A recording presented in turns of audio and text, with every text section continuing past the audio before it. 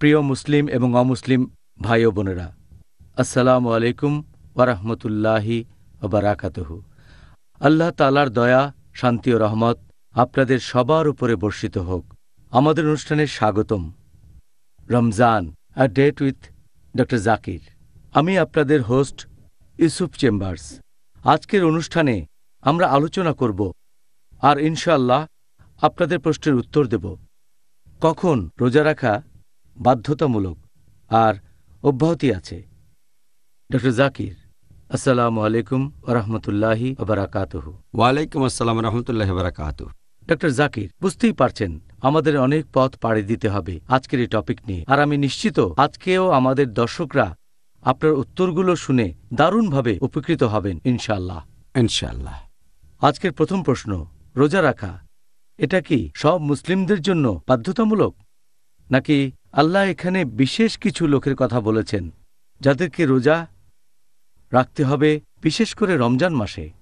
আলহামদুলিল্লাহ, ওয়াসসালাতু ওয়াসসালাম আলা রাসূলিল্লাহ ওয়া আলা আলিহি ওয়া সাহবিহি আজমাইন। কোনো লোকের জন্য রোজা রাখা বাধ্যতামূলক হতে গেলে অবশ্যই তাকে 5টা শর্ত পূরণ করতে হবে। 1 নম্বর হচ্ছে তাকে হতে হবে একজন মুসলিম। 2 নম্বর, সেই লোক হবে সুস্থ মস্তিষ্কের। 3 নম্বর, তাকে অবশ্যই সাবালক অথবা সাবালিকা হতে হবে, তার মানে তাকে প্রাপ্তবয়স্ক হতে হবে। 4 নম্বর, তাকে হতে হবে স্বাস্থ্যবান। 5 নম্বর, সেই লোক তখন কোথাও ভ্রমণ করবে না, সে একটা নির্দিষ্ট জায়গায় থাকবে। এছাড়া মহিলাদের রোজার ক্ষেত্রে অতিরিক্ত আরও 4টা শর্ত পূরণ করতে হবে। যদি সে হয় একজন মহিলা, যদি সে হয় নারী, তার ক্ষেত্রে রোজা বাধ্যতামূলক হতে গেলে অতিরিক্ত আরও 4টা শর্ত পূরণ করতে হবে। 1 নম্বর, সে সময় তার রজস্রাব হবে না। এছাড়াও এ সময় প্রসব পরবর্তীকালীন রক্তস্রাবও হবে না। বাচ্চাকে নিজে দুধ খাওয়াবে না অথবা গর্ভবতী থাকবে না। তাহলে মহিলাদের ক্ষেত্রে এই সময় 9টা শর্তের সবগুলো পূরণ হলে তখন তার জন্য রোজা বাধ্যতামূলক হবে। আর পুরুষদের ক্ষেত্রে প্রথম 5টা শর্ত পূরণ হলে রমজান মাসে রোজা রাখা তাদের জন্য বাধ্যতামূলক হয়ে যাবে। তাহলে আপনি যা বললেন সেটা থেকে আমি যেটা বুঝলাম তা হলো রোজা এটা শুধু মুসলিমদের জন্য বাধ্যতামূলক। কথাটা ঠিক? ঠিক বলেছেন, শুধুমাত্র মুসলিমদের জন্যই রোজা রাখাটা বাধ্যতামূলক। কোনো অমুসলিম বা অবিশ্বাসীদের জন্য রোজা রাখা বাধ্যতামূলক না। এর কারণ হচ্ছে আল্লাহ সুবহানাহু ওয়া তাআলা বলেছেন পবিত্র কোরআনে সূরা নূর অধ্যায় নম্বর 24 আয়াত নম্বর 39 যে একজন অবিশ্বাসীর কাজ, তার মানে যে অমুসলিম, একজন অবিশ্বাসীর কাজ হলো মরুভূমির মধ্যে মরীচিকার মতো। তৃষ্ণার্ত লোক মনে করে সেখানে পানি আছে, কিন্তু যখন পৌঁছায় তখন দেখে যে কোনো পানি নেই, কিন্তু সেখানে পাবে আল্লাহকে। তখন আল্লাহ তার কর্মফল পূর্ণমাত্রায় দেবেন এবং আল্লাহ তাআলা হিসাব গ্রহণে তৎপর। তার মানে পরকালের জীবনে অবিশ্বাসীরা তাদের কাজের ফল কোনো ভালো কিছু পাবে না এবং আল্লাহ হিসাব গ্রহণে তৎপর। তাহলে অবিশ্বাসীদের সব কাজগুলোই পরকালের জীবনে মূল্যহীন, কারণ প্রত্যেকটা কাজের শুরুতেই থাকতে হবে নিয়ত। আর এটা নিয়ে আলোচনা করেছি গতকাল যে কারো রোজা কবুল করার ক্ষেত্রে অন্যতম গুরুত্বপূর্ণ একটা শর্ত নিয়ত, তার মানে উদ্দেশ্য। আর উদ্দেশ্য হবে এই রোজাটা শুধুমাত্র আল্লাহ সুবহানাহু ওয়া তাআলার জন্য, অন্য কারোর জন্য নয়। তাহলে একজন অমুসলিম, একজন অবিশ্বাসী যে আল্লাহ সুবহানাহু ওয়া তাআলাকে বিশ্বাস করে না, সে যে আল্লাহ সুবহানাহু ওয়া তাআলার জন্য নিয়ত করে রোজা রাখবে এমন প্রশ্ন আসবে না। এই কারণে অবিশ্বাসীদের জন্য রোজা রাখাটা বাধ্যতামূলক না। যদি সে নিয়ত ছাড়া রোজা রাখে তাহলে সেটা অযথা উপোস করাই হবে, কিন্তু ইবাদত হবে না। ইসলাম ধর্ম অনুযায়ী যে রোজাটা সেটা পালন করা হবে না। সেজন্য নিয়ত বা উদ্দেশ্য খুবই গুরুত্বপূর্ণ। এখন অবিশ্বাসীরা যদি কোনো ইবাদত করে, যদি ঈমান না আনে, যদি বিশ্বাস না করে যে আল্লাহ সুবহানাহু ওয়া তাআলা কেবলমাত্র একজন, যদি কালেমা না বলে লা ইলাহা ইল্লাল্লাহ মুহাম্মাদুর রাসূলুল্লাহ, আল্লাহ ব্যতীত কোনো উপাস্য নেই এবং নবী মুহাম্মদ সাল্লাল্লাহু আলাইহি সাল্লাম হলেন আল্লাহর রাসূল, তাহলে ইবাদতের সব কাজই পরকালের জন্য মূল্যহীন হবে।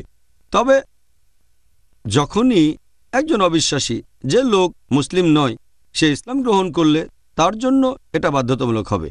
যদি ইসলাম গ্রহণ করে রমজান মাসের মাঝামাঝি, তাহলে তখন থেকেই শুরু করে রোজা রাখা তার জন্য বাধ্যতামূলক। তবে তার অতীত সেটা আল্লাহ হিসাব করবেন না।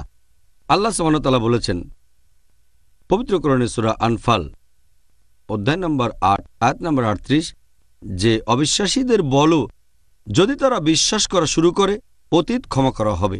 তার মানে যখন একজন অমুসলিম ইসলাম ধর্ম গ্রহণ করবে তার অতীতের সব পাপ ক্ষমা করা হবে।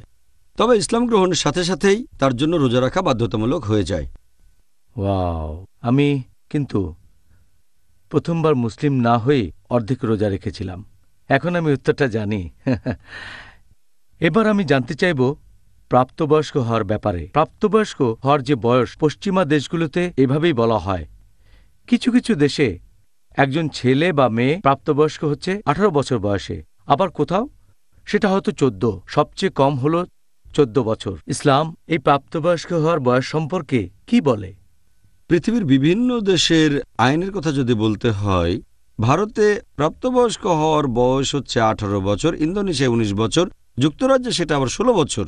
প্রত্যেক দেশে প্রাপ্তবয়স্ক হওয়ার যে বয়সটা সেটা সে দেশের সরকার লোকজন যেরকম মনে করে সেটা অনুযায়ী আইনটা এক এক দেশে এক এক রকম হয়ে থাকে। কিন্তু ইসলামে রোজা রাখা ফরজ হয়, নামাজ পড়া ফরজ হয়, ইবাদত করা ফরজ হয়ে যায় যখন সে সাবালক বা সাবালিকা হয়ে যায়। এখানে মূলত শর্ত হচ্ছে 3টা। যদি এই 3টার যে কোনো একটা শর্ত পূরণ হয় তাহলে ধরা হবে যে সেই ছেলে বা মেয়ে প্রাপ্তবয়স্ক। 1 নম্বর হচ্ছে তার শরীরের বিভিন্ন অংশে লোম গজানো শুরু করা। 2 নম্বর, ছেলে বা মেয়ের বয়স যখন 15 বছর, অথবা ছেলেদের ক্ষেত্রে বীর্যস্খলন হচ্ছে স্বপ্নদোষ বা এরকম কোনোভাবে, অথবা যদি মেয়ে হয় তখন যদি তার রজস্রাব শুরু হয়ে যায়। যখন থেকে একটা মেয়ের রজস্রাব শুরু হবে তখন থেকেই তাকে প্রাপ্তবয়স্ক বলে ধরা হবে। হতে পারে তার বয়স 10-এরও কম, কিন্তু যেদিন থেকে তার রজস্রাব শুরু হবে সেদিন থেকেই তাকে ধরে নেওয়া হবে যে সে তখন প্রাপ্তবয়স্ক বা সাবালিকা হয়ে গেছে। এই ব্যাপারটা বেশ ইন্টারেস্টিং, কারণ আপনি তখন বললেন যে একটা মেয়ে 10 বছর বয়সে প্রাপ্তবয়স্ক হতে পারে, আর পশ্চিমা দেশেও এরকম বলা হয়। আর এখনকার দিনে এটা বেশ কমন। এই কয়েক মাস আগে পেপারে একটা আর্টিকেল এসেছিল যে দিল্লিতে এটা অস্বাভাবিক না, 10 বছরের একটা মেয়ের রজস্রাব শুরু হয়ে গেছে। যদি 9 বছরের কমে শুরু হয়ে যায় তখন সেটা একটা দুশ্চিন্তার ব্যাপার। পশ্চিমা দেশগুলোতে একই। আগে ব্যাপারটা এমন ছিল না। যখন আমি মেডিকেল কলেজে পড়তাম তখন পশ্চিমা দেশে বয়সটা ছিল 12 বা 13, ভারতে ছিল 13-14। কিন্তু যেহেতু এখন ডায়েট বদলে গেছে, তারপর পরিবেশ বদলে গেছে ইত্যাদি, এগুলো প্রাপ্তবয়স্ক হওয়ার বয়সের উপর প্রভাব ফেলে। কিন্তু এখন ব্যাপারটা বেশ কমন যে মেয়েরা 10 বছর বয়সে, কখনো 10-এরও আগে, 9 বছরেই অনেক মেয়ের রজস্রাব শুরু হয়ে যায়। আচ্ছা, এই কারণেই তারা ছেলেদের চেয়ে তাড়াতাড়ি ম্যাচিউর হয়ে যায়। এটা আরেকটা ঠিক প্রশ্ন। বলেছেন। এখন ডক্টর জাকির, এবার তাদের কথা যাদের রোজা রাখা থেকে অব্যাহতি দেওয়া হয়েছে। কোন কোন ক্যাটাগরির লোককে এই পবিত্র রমজান মাসে রোজা রাখা থেকে অব্যাহতি দেওয়া হয়েছে সে সম্পর্কে আমাদের জন্য কিছু বলবেন? এখানে আমি বলবো যে আমার মতে মোট 13 ক্যাটাগরির মানুষকে রোজা রাখা থেকে অব্যাহতি দেওয়া হয়েছে। 1 নম্বর, যদি সেই লোক অবিশ্বাসী হয়, অমুসলিমও হয়। 2 নম্বর, যদি সে অপ্রাপ্তবয়স্ক হয়। 3 নম্বর, যদি সে উন্মাদ হয়ে থাকে। 4 নম্বর, যদি মহিলা হয় আর তখন রজস্রাব হয় সে রোজা রাখবে না। 5 নম্বর, যদি কোনো মহিলার প্রসব পরবর্তী রক্তস্রাব হয়ে থাকে। 6 নম্বর, মহিলা গর্ভবতী হলে অব্যাহতি দেওয়া হয়েছে। 7 নম্বর, মহিলা বাচ্চাকে নিজের দুধ খাওয়ালে। 8 নম্বর, যদি কেউ রোগাক্রান্ত হয়, অসুস্থ থাকে, অব্যাহতি দেওয়া হয়েছে। 9 নম্বর, যদি সেই লোক বিকলাঙ্গ হয়। 10 নম্বর, যদি সেই লোক খুব বয়স্ক হয়ে থাকে, যদি খুব বৃদ্ধ হয়ে যায়। 11 নম্বর, যদি সে ভ্রমণ করে। 12 নম্বর, যদি সেই লোক জিহাদ করে বা লড়াইতে অংশগ্রহণ করে আল্লাহ তাআলার খাতিরে। আর 13 নম্বর, জোর করা হলে। যদি কারো উপর জোর করা হয় আর সে রোজা না রাখে তাকে অব্যাহতি দেওয়া হয়েছে। এই হলো সংক্ষেপে 13 ক্যাটাগরির মানুষ যাদেরকে রোজা থেকে অব্যাহতি দেওয়া হয়েছে। সুন্দর। এবার প্রত্যেক ক্যাটাগরি নিয়ে একটু আলোচনা করব যাদের অব্যাহতি আছে। ডক্টর জাকির, রোজা থেকে যাদের অব্যাহতি দেওয়া হয়েছে তাদের সবাইকে এই রোজা কি পরে কোনো সময়ে রাখতে হবে? আমি যে 13টা ক্যাটাগরির কথা বলেছি, প্রথম 3টা ক্যাটাগরি তাদেরকে পরবর্তীতে রোজা রাখতে হবে না। তার মানে অমুসলিম, তারপর যে অপ্রাপ্তবয়স্ক, আর যে লোক মস্তিষ্ক বিকৃত। বাকি যে 10টা ক্যাটাগরি, 2টো ক্যাটাগরি, যে লোক অনেক দিন ধরে বিকলাঙ্গ এবং যে লোকের বয়স অনেক বেশি হয়ে গেছে, এই ক্যাটাগরির লোককেও পরে রোজা রাখতে হবে না। তবে তাদেরকে ফিদিয়া বা ক্ষতিপূরণ দিতে হবে। প্রত্যেক রোজার জন্য একজন গরিব লোককে খাওয়াতে হবে। এখন বাকি 8টা ক্যাটাগরির কথা যদি বলতে হয়, তারা তখন যে অবস্থায় ছিল সেটা যদি বদলে যায়, তাহলে তাদের মিস করা রোজাগুলো পরে রাখতে হবে। যেমন ধরেন এই 8 ক্যাটাগরির মধ্যে আছে রজস্রাব হওয়া মহিলা। যখনই রজস্রাব বন্ধ হয়ে যাবে তখনই তাকে এই রোজাগুলো রাখতে হবে, যত তাড়াতাড়ি সম্ভব, পরবর্তী রমজানের আগে। কোনো মহিলা যার প্রসব পরবর্তীকালীন রক্তস্রাব হচ্ছে, যখনই এটা বন্ধ হবে তাকে রোজা রাখতে হবে। কোনো মহিলা গর্ভবতী, যখনই অবস্থাটা চলে যাবে, প্রসব পরবর্তী রক্তস্রাব বন্ধ হবে, রোজা রাখতে হবে। একজন মহিলা 4 নম্বর ক্যাটাগরি, বাচ্চাকে দুধ খাওয়ায়, যখন এই সময়টা শেষ হবে তখন তাকে রোজা রাখতে হবে। একজন লোক অসুস্থ, যখনই সুস্থ হবে তাকে রোজা রাখতে হবে। একইভাবে একজন ভ্রমণ করছে, যখনই তার ভ্রমণ শেষ হবে সে রোজা রাখবে। আবার একজন যে অংশ নিয়েছে জিহাদে, আল্লাহ তাআলার খাতিরে কোনো লড়াইতে, যখনই লড়াই শেষ হবে তাকে রোজা রাখতে হবে। একইভাবে যার উপর জোর করা হচ্ছে আর সে রোজা রাখছে না, যখনই জোর জবরদস্তি উঠে যাবে তাকে রোজা রাখতে হবে। তবে তাদেরকে এই রোজাটা রাখতে হবে পরবর্তী রমজানের আগেই। ইনশাল্লাহ আবার দেখা হবে ছোট্ট বিরতির পর। আসসালামু আলাইকুম ভাই ও বোনেরা, আবারও স্বাগত জানাই Ramzan a date with doctor Zakir. আমি আপনাদের হোস্ট ইউসুফ চেম্বার্স, আর আজকের পর্বে আলোচনার টপিক রমজান মাসের ভূমিকা। ডক্টর জাকির, এবারের প্রশ্নটাও খুব গুরুত্বপূর্ণ। রমজান এই মাসে রোজা রাখা প্রসঙ্গে দুর্ভাগ্যজনকভাবে অনেক মুসলিম ভাই ও বোন রমজান মাসে এই বাধ্যতামূলক রোজা রাখাটা পালন করে না। আপনি কি তাদের উদ্দেশ্যে এই ব্যাপারে কোনো উপদেশ দেবেন পবিত্র কোরআন এবং নবীর সুন্নাহ থেকে, যেগুলো থেকে প্রমাণ করা যায় যে এই রমজান মাসে রোজা রাখা প্রত্যেক মুসলিমদের জন্যই বাধ্যতামূলক? পবিত্র কোরআনে অনেক আয়াত আছে, এছাড়া অনেক হাদিসও আছে, সেখানে স্পষ্ট করে বলা হয়েছে যে এটা ফরজ। রমজান মাসে রোজা রাখা প্রত্যেক মুসলিমের জন্য ফরজ, অবশ্যই পালন করতে হবে। এ ব্যাপারে ইনশাআল্লাহ আগামীকাল বিস্তারিত আলোচনা করব। আল্লাহ সুবহানাহু ওয়া তাআলা পবিত্র কোরআনে বলেছেন, সূরা বাকারা অধ্যায় নম্বর 2 আয়াত 183, ইয়া আইয়ুহাল্লাযিনা আমানু, হে মুমিনগণ, কুতিবা আলাইকুমুস সিয়াম কামা কুতিবা আলাল্লাযিনা মিন ক্বাবলিকুম লাআল্লাকুম তাত্তাকুন। যার অর্থ, হে মুমিনগণ, তোমাদের জন্য সিয়ামের বিধান করা হয়েছে যেমন করে এই বিধান দেওয়া হয়েছিল তোমাদের পূর্ববর্তীগণকে, যাতে করে আত্মসংযম শিখতে পারো। এখানে যে আরবি শব্দটা আছে সেটা কুতিবা, মানে বিধান করে দেয়া, নির্দিষ্ট করে দেয়া। অন্যান্য ফরজ কাজগুলোর পাশাপাশি বিধান করে দেওয়া হয়েছে, তোমাদের জন্য আবশ্যিক করা হয়েছে যে তোমরা রোজা রাখো। তোমাদের পূর্ববর্তীদের জন্য এটা আবশ্যিক করা হয়েছিল, তার মানে আমাদের আগে অন্যদের জন্য এটা আবশ্যিক ছিল, ইহুদি আর খ্রিস্টান এদের জন্য। তারপর আবশ্যিক করা হয়েছে মুসলিমদের জন্য, ইয়া আইয়ুহাল্লাযিনা আমানু, মুমিনদের জন্য। এছাড়াও বলা হয়েছে 1 নম্বর এটা তোমাদের জন্য আবশ্যক, 2 নম্বর তোমাদের আগে যারা ছিল তাদের জন্য, 3 নম্বর পয়েন্ট লাআল্লাকুম তাত্তাকুন, তোমরা যাতে শিখতে পারো আত্মসংযম। এই আরবি শব্দ তাত্তাকুন এর মূল শব্দটা ওয়াকাহ। তাকওয়া শব্দটা ওয়াকা থেকে এসেছে, যার মানে হচ্ছে আপনি আল্লাহ তাআলার শাস্তিকে ভয় পাবেন। এক কথায় তাকওয়া শব্দের অর্থ হচ্ছে আল্লাহ সুবহানাহু ওয়া তাআলাকে মেনে চলা, ধার্মিকতা আর ন্যায়নিষ্ঠতা। এখানে আল্লাহ বলেছেন তোমাদের জন্য রোজার বিধান দেওয়া হয়েছে যাতে করে তোমরা শিখতে পারো আত্মসংযম, যাতে শিখতে পারো তাকওয়া, যাতে তাকওয়া বৃদ্ধি করতে পারো আল্লাহকে মেনে চলায়, ন্যায়নিষ্ঠতায়, ধার্মিকতায়। আর যখন কেউ রোজা রাখে তখন যেটা হয় সে ক্ষুধার্ত থাকে। দেখবেন যখন কেউ ভরপেটে থাকে সেটাই তাকে এনার্জি দেয়। অনেক সময় সে এই এনার্জি থেকেই নিষিদ্ধ কাজ করে, যেটা আসলে ঠিক না। যখন রোজা রাখবেন তখন খারাপ কাজ করার প্রবণতাটা কমে যাবে আর তাকওয়া ব্যারোমিটার উপরে উঠে যাবে। সেজন্য রোজা পালন করলে আপনি মুত্তাকি হতে পারবেন, তাকওয়া বৃদ্ধি করতে পারবেন।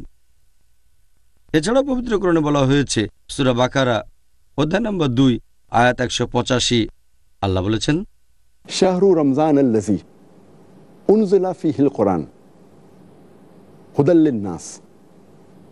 অর্থাৎ রমজান হলো সেই মাস যে মাসে পবিত্র কোরআন নাজিল হয়েছে মানুষ জাতির পথনির্দেশক হিসেবে, ওয়া বাইয়িনাতিন মিনাল হুদা ওয়াল ফুরকান, সৎপথের স্পষ্ট নিদর্শন রূপে এবং সত্য ও মিথ্যার পার্থক্যকারী রূপে। এরপরে আল্লাহ বলেছেন যে সব মানুষ এই মাসটা পাবে তারা রোজা রাখবে, তার মানে এটা ফরজ।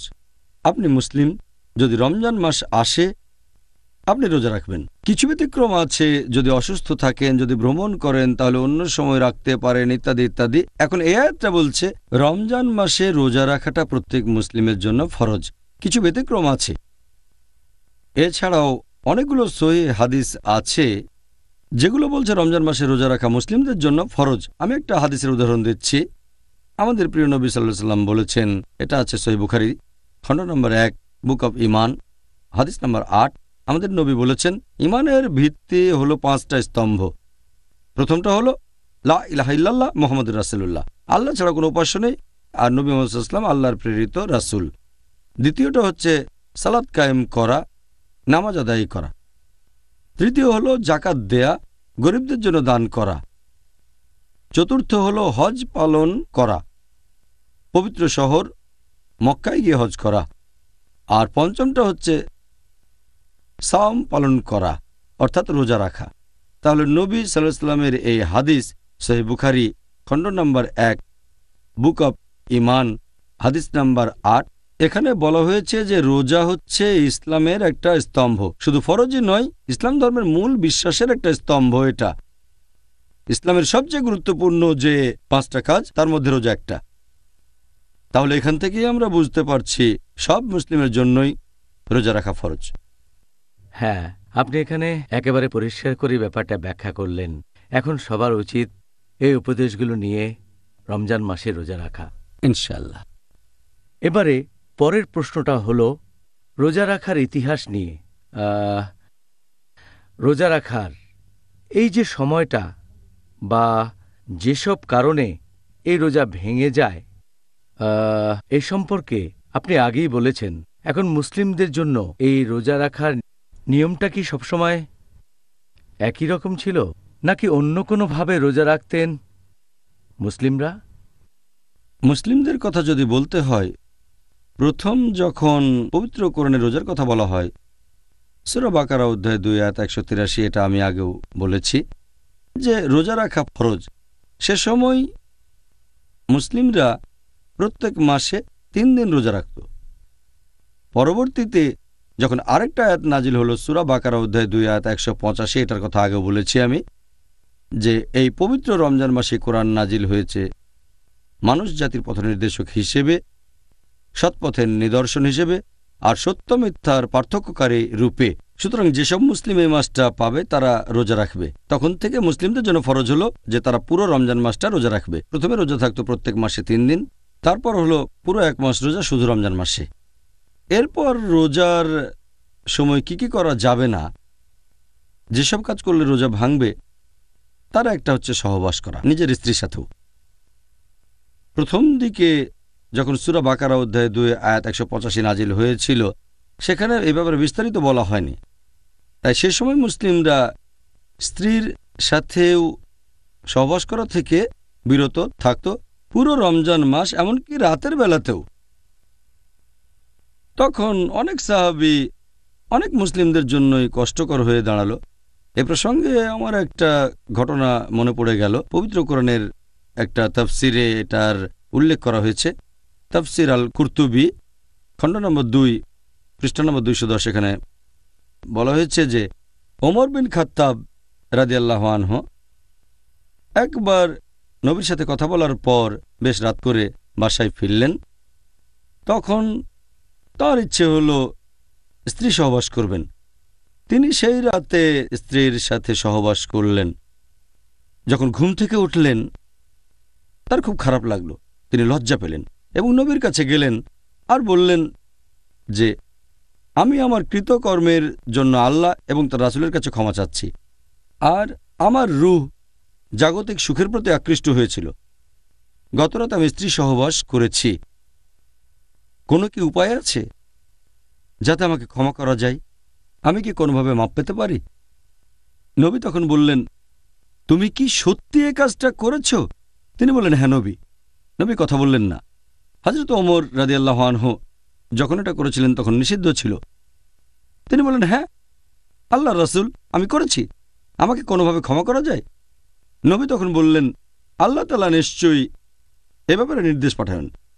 আর আলহামদুলিল্লাহ সুম্মা আলহামদুলিল্লাহ, এর পরেই নাজিল হল সূরা বাকারার আরেকটা আয়াত, অধ্যায় নম্বর 2, আয়াত 187 নাজিল করা হলো। বলা হলো, সিয়ামের রাতে তোমাদের স্ত্রী সহবাস করাটাকে বৈধ করা হয়েছে। And then it says, "Hunna libasul lakum wa antum libasul lahunna." যে তোমরা তাদের পরিচ্ছদ, তারা তোমাদের পরিচ্ছদ, আমরা আমাদের স্ত্রীদের পরিচ্ছদ, আর স্ত্রীরা আমাদের পরিচ্ছদ। আল্লাহরও বলেছেন, আমি জানি তোমরা নিজেদের উপর অবিচার করছিলে, আল্লাহ তোমাদের ক্ষমা করেছেন, আর এখন থেকে তোমরা স্ত্রীদের সাথে মিলিত হও রমজান মাসের রাতের বেলায়, আর পানাহার করো যতক্ষণ না রাতের কালো রেখা হতে সকালের শুভ্র রেখা তোমাদের কাছে স্পষ্ট হয়। তাহলে যখন এই আয়াতটা নাজিল হলো সূরা বাকারা অধ্যায় 2 আয়াত 187, তখন নিয়মটা একটু শিথিল হয়ে গেল যে রমজান মাসে রাতের বেলায় স্ত্রী সহবাস করতে পারবেন, তবে দিনের বেলায় বিরত থাকতে হবে। এছাড়াও খাওয়া দাওয়ার কথা বলতে গেলে প্রথম দিকে সূরা বাকারা অধ্যায় 2 আয়াত 187 নাজিল হওয়ার আগে মুসলিমরা খাওয়া দাওয়া করত সূর্য ডোবার পরে, যখন ঘুমিয়ে পড়ত তারপর আর খেতে পারত না, এরপর তারা আবার খেত তার পরের দিন সূর্য ডোবার পরে। একবার একটা ঘটনা ঘটল যে এক সাহাবী কায়েস রাদিয়াল্লাহু আনহু, তিনি খুব পরিশ্রম করতেন, সে সময় রোজা ছিলেন। সূর্য ডুবে গেলে তিনি বাসায় আসলেন আর তার স্ত্রীকে বললেন যে আমাকে কিছু খেতে দাও। স্ত্রী বললেন, ঘরে তো কোনো খাবার নেই, আমি বাইরে থেকে খাবার নিয়ে আসি। তার স্ত্রী খাবার আনতে চলে গেলেন। কায়েস খুবই ক্লান্ত ছিলেন, সারাদিন কাজ করেছেন। তার স্ত্রী খাবার নিয়ে আসতে আসতে তিনি ঘুমিয়ে পড়লেন। যখন স্ত্রী খাবার নিয়ে ঘরে আসলেন, তিনি দেখলেন যে তার স্বামী ঘুমিয়ে পড়েছেন। তাহলে তো কিছু করার নেই, ঘুমিয়ে পড়লে তো আর খাওয়া যাবে না। এভাবে সেই রাতে তিনি কিছু খেলেন না। পরের দিনও রোজা থাকলেন, আর সেদিন বিকেলের দিকে অসুস্থ হয়ে পড়লেন। লোকজন তখন নবীর কাছে বলল যে এরকম ঘটনা ঘটেছে, একবার ঘুমিয়ে পড়লে তো আর খাওয়া যাবে না। তারপর কোরআনের এই আয়াতটা নাজিল হলো সূরা বাকারা অধ্যায় 2 আয়াত 187। বলা হয়েছে, সিয়ামের রাতে স্ত্রী সহবাস এবং পানাহার করতে পারবে যতক্ষণ না রাতের কালো রেখা সকালের শুভ্র রেখা থেকে স্পষ্ট হয়। তখন থেকে হলো সেই নিয়ম যেটা এখন আমরা মানি, যে রোজা মানে আপনি খাবার, পানীয় বা পুষ্টি থেকে বিরত থাকবেন, সহবাস করা থেকেও বিরত থাকবেন, সূর্যোদয় থেকে শুরু করে সূর্যাস্ত পর্যন্ত। আর নিয়ত করবেন যে এটা করছেন আল্লাহ তাআলার জন্য, এটা ইবাদতের একটা অংশ। এটা হলো সংক্ষেপে আমাদের রমজানের ইতিহাস। ব্যাপারটা খুব ইন্টারেস্টিং। আমরা সাহাবীগণের তুলনায় অনেক বেশি সুবিধা পেয়েছি, আলহামদুলিল্লাহ। ভাই ও বোনেরা, ইনশাল্লাহ আবার দেখা হবে একটা ছোট্ট বিরতির পর। আসসালামু আলাইকুম ভাই ও বোনেরা, আবারও স্বাগত জানাই Ramzan a date with doctor Zakir. আমি আপনাদের হোস্ট ইউসুফ চেম্বার্স, আর আজকের পর্বে আলোচনার টপিক রমজান মাসের ভূমিকা। ডক্টর জাকির, এখন আপনি আমাদের একটু আগেই বললেন রোজা রাখার ইতিহাস সম্পর্কে। মুসলিমরা প্রথম দিকে রোজা রাখত 3 দিন, পরবর্তীতে 1 মাস। এই বিষয়টাকে পবিত্র কোরআনের পরস্পর বিরোধী বলা যায় কি? পবিত্র কোরআনে পরস্পর বিরোধী কোনো কথা নেই। আল্লাহ পবিত্র কোরআনে বলেছেন সূরা নিসা অধ্যায় নম্বর 4 আয়াত নম্বর 82, আফালা ইয়াতাদাব্বারুনাল কুরআন ওয়ালাউ কানা মিন ইনদি গায়রিল্লাহ লাওয়াজাদু ফি ইখতিলাফান কাসীরা। তারা কি কোরআন সম্বন্ধে অনুধাবন করে না? কোরআনের ব্যাপারে এটা কি বুঝতে পারে না?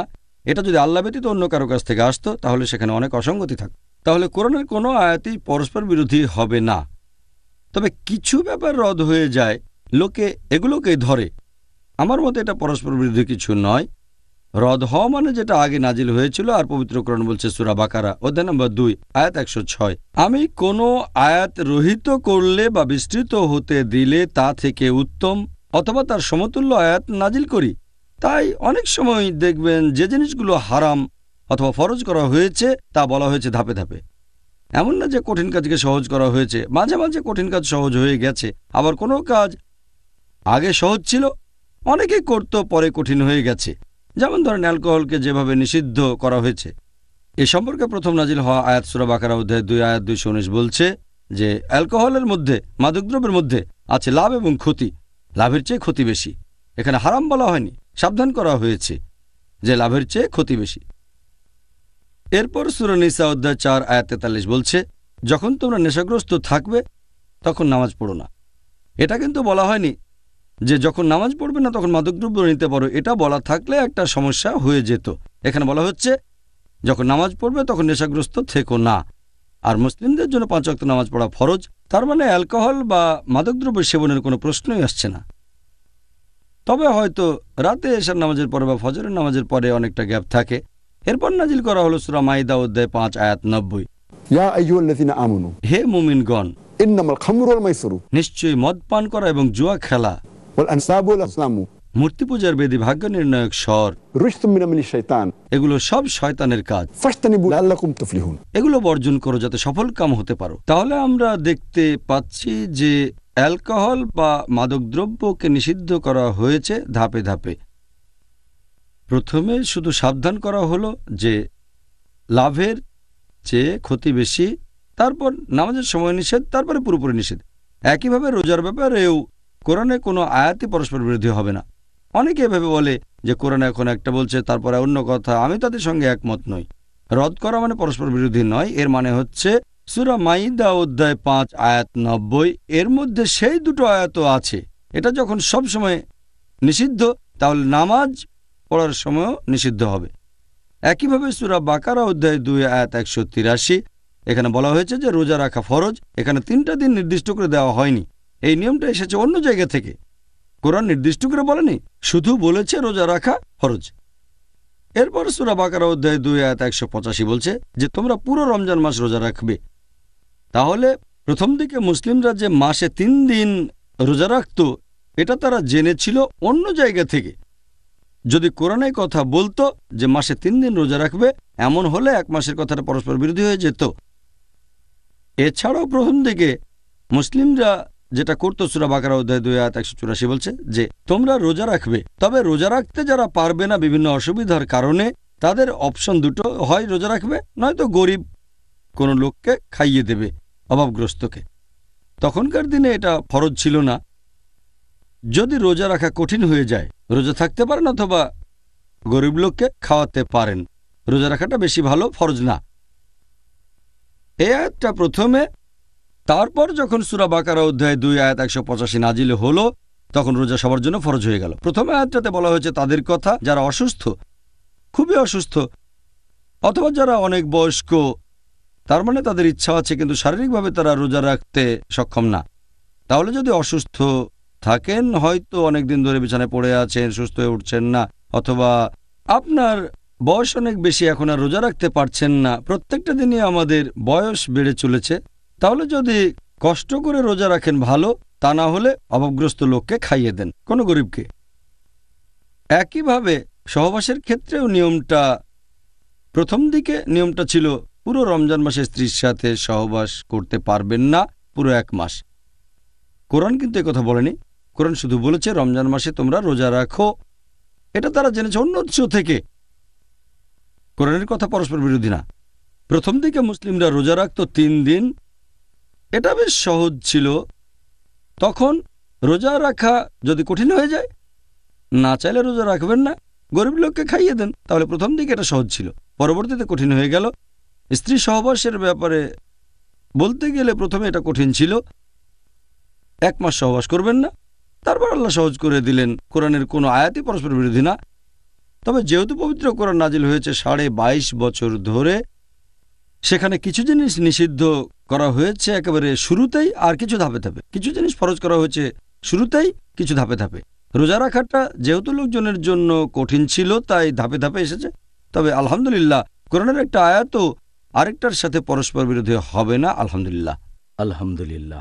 আমার তো মনে হচ্ছে এটা আল্লাহ সুবহান ওয়া তাআলার আলহামদুলিল্লাহ। এটা মানুষ জাতির জন্য একটা রহমত। আল্লাহ তাআলার বিধান প্রয়োগ করার জন্য আমরা এখন থেকে সুযোগ পাচ্ছি। পরের প্রশ্ন, এই প্রশ্নটাও যথেষ্ট গুরুত্বপূর্ণ। যখন আমরা রোজা রাখি, এটার মানে কি আমরা শুধু খাবার দাবার, পানীয়, সহবাস এরকম বিভিন্ন কাজ থেকে নিজেদেরকে বিরত রাখব? একজন রোজদারের জন্য যে কাজগুলো করা ফরজ, এ ব্যাপারে আমি আগেও বলেছি। এর একটা হচ্ছে সেই সব কাজে বিরত থাকা যেগুলোতে রোজা ভেঙে যায়, যেমন খাবার, পানীয় আর সহবাস করা। তবে এগুলো ছাড়াও আরেকটা গুরুত্বপূর্ণ জিনিস হচ্ছে রোজার নিয়ত, রোজার উদ্দেশ্য।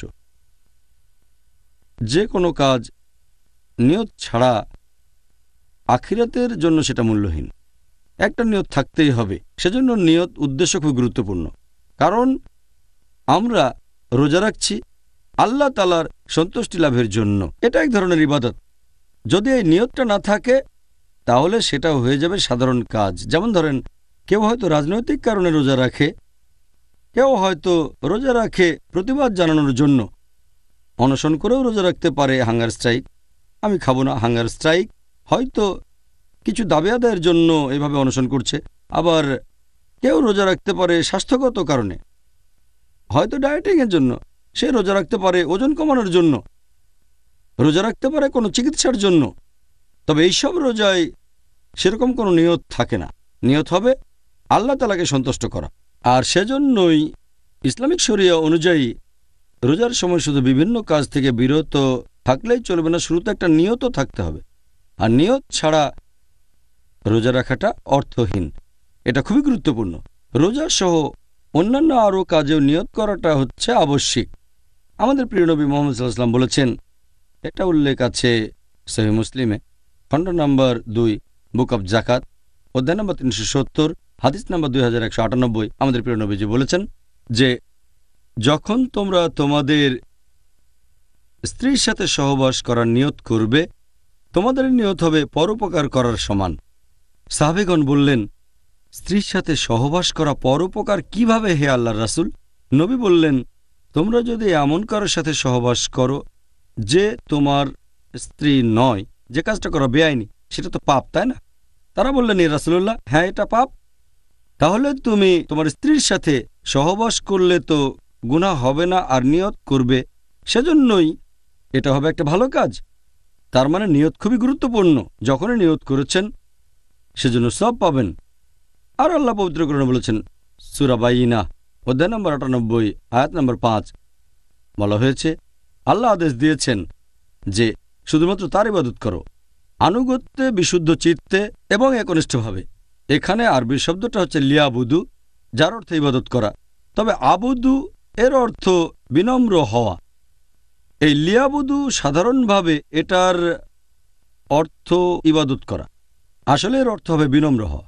এখানে আরেকটা আরবি শব্দ হচ্ছে মুখলিসুন, যার অর্থ বিশুদ্ধ চিত্তে একনিষ্ঠভাবে ইবাদত করা। আমরা শুধুমাত্র আল্লাহর ইবাদত করব তার উদ্দেশ্যে, এটাই হবে আমাদের নিয়ত, এটাই হবে আমাদের উদ্দেশ্য। আল্লাহ পবিত্র কোরআনে বলেছেন, সূরা বাকারা, অধ্যায় নম্বর 2, আয়াত নম্বর 29, যে তিনি পৃথিবীর সব কিছু তোমাদের জন্য সৃষ্টি করেছেন।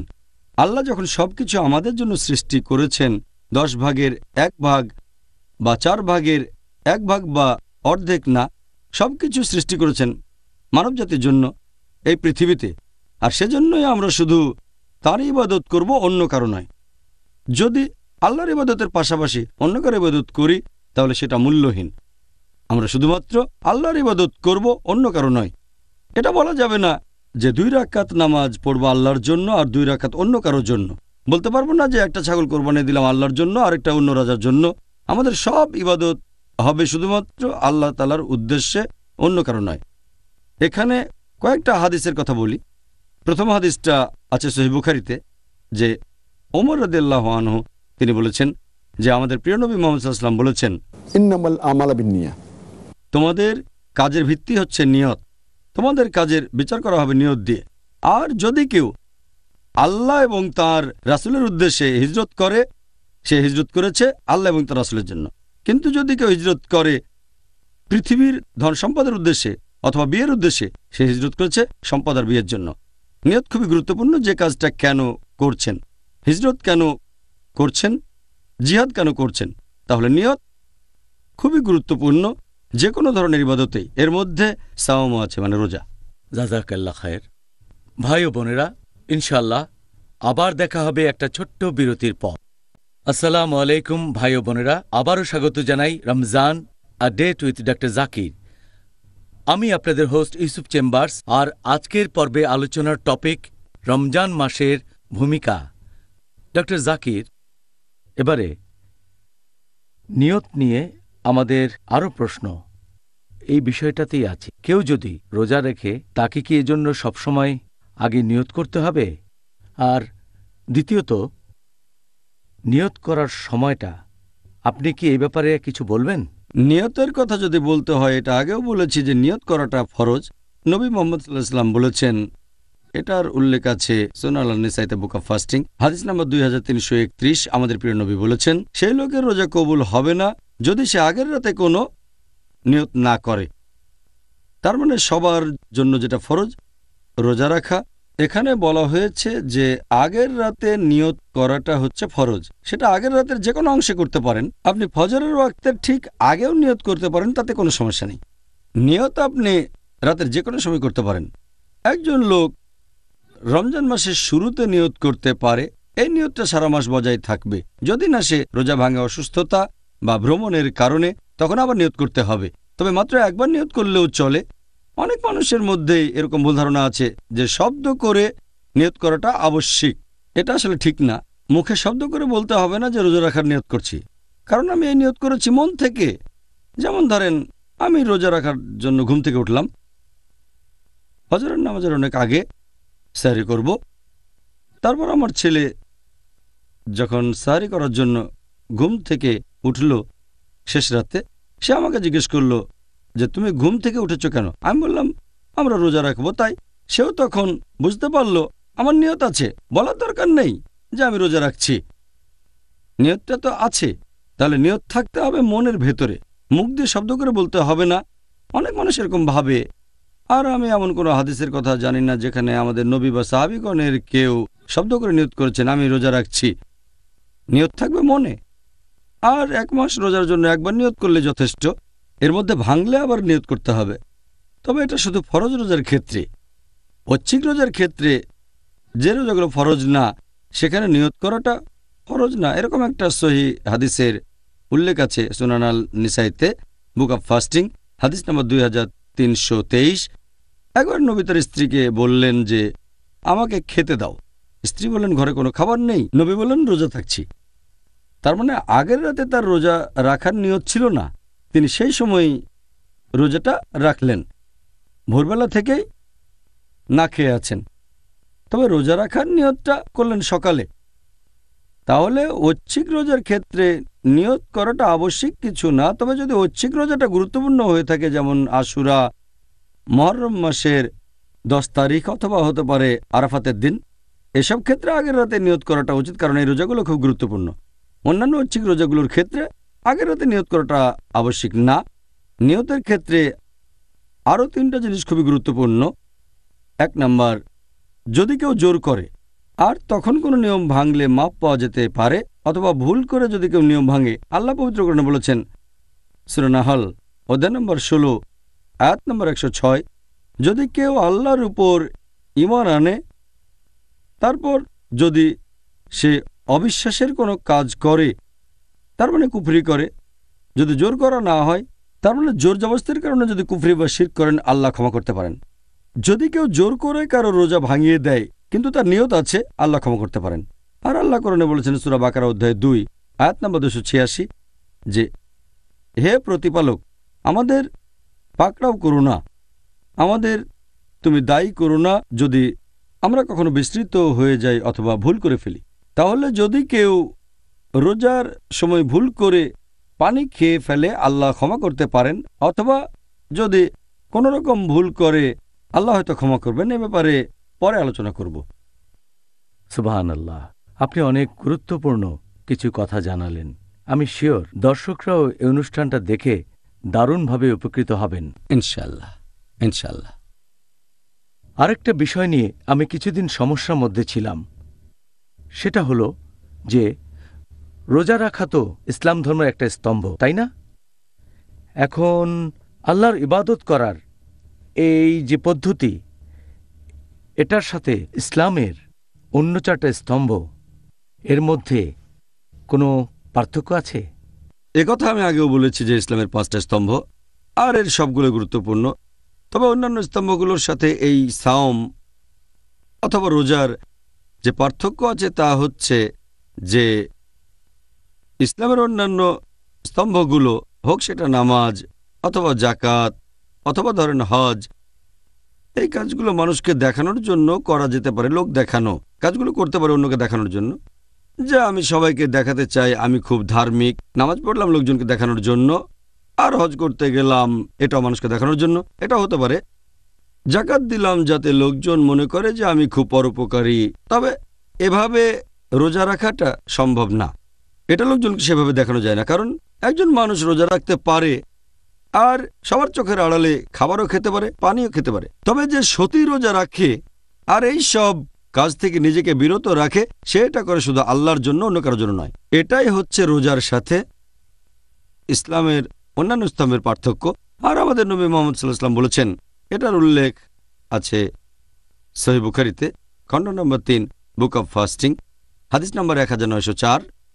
আমাদের প্রিয় নবী মুহাম্মদ সাল্লাল্লাহু আলাইহি ওয়াসাল্লাম বলেছেন যে আল্লাহ বলেছেন, আদম সন্তানেরা পৃথিবীতে যে সমস্ত কাজ করে সেগুলো শুধুমাত্র তাদের জন্য, তারা নিজের জন্য করে, কিন্তু রোজা রাখে আমার জন্য, আর আমি তাকে পুরস্কার দেব।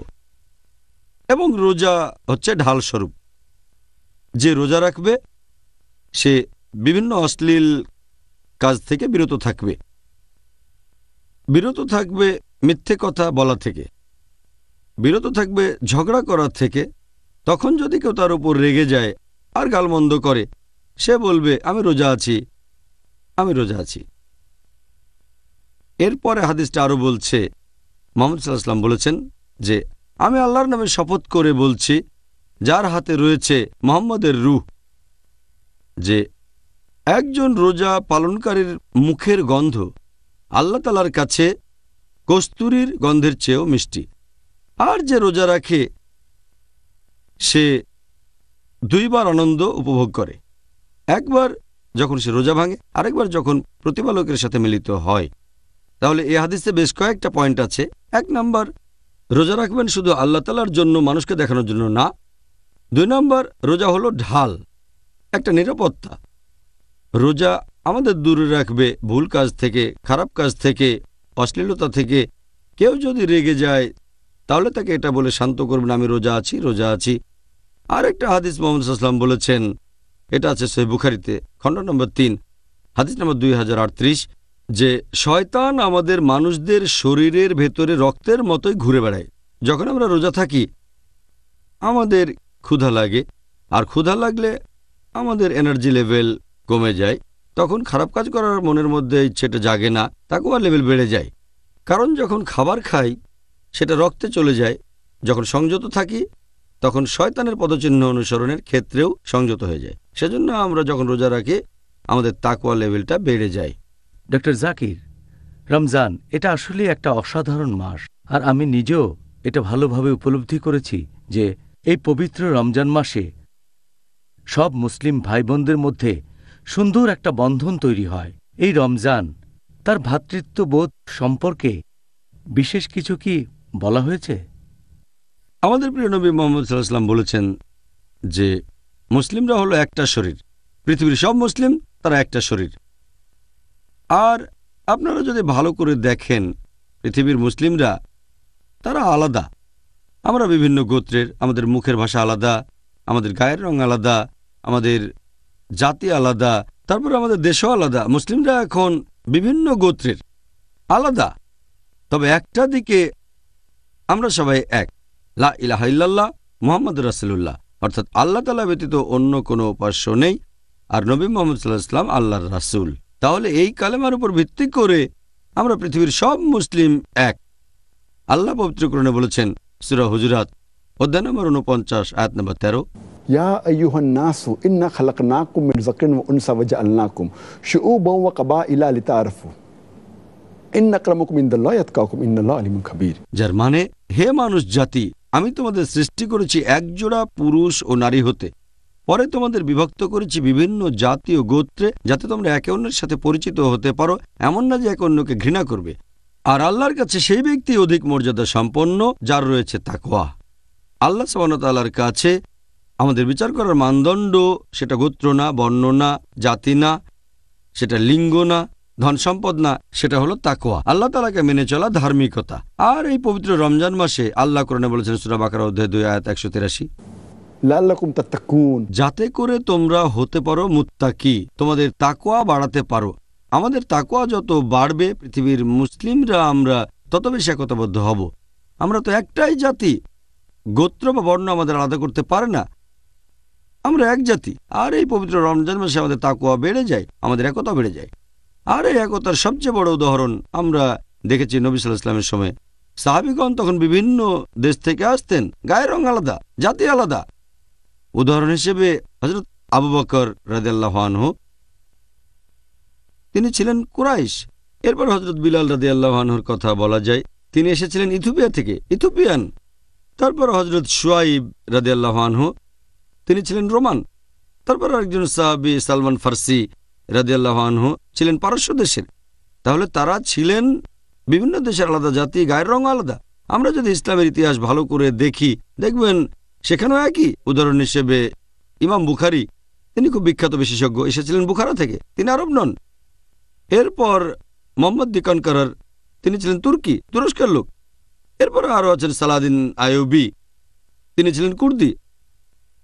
আরও বলা যায় আল্লামা ইকবাল এসেছেন ভারত থেকে। তাহলে আমরা দেখতে পাচ্ছি যে মুসলিমরা পৃথিবীর যে কোনো প্রান্তের হতে পারে। আর এই একতা রমজানে আমরা বেশি করে পালন করে থাকি, কারণ এই সময় আমাদের তাকওয়া লেভেল বৃদ্ধি পায়।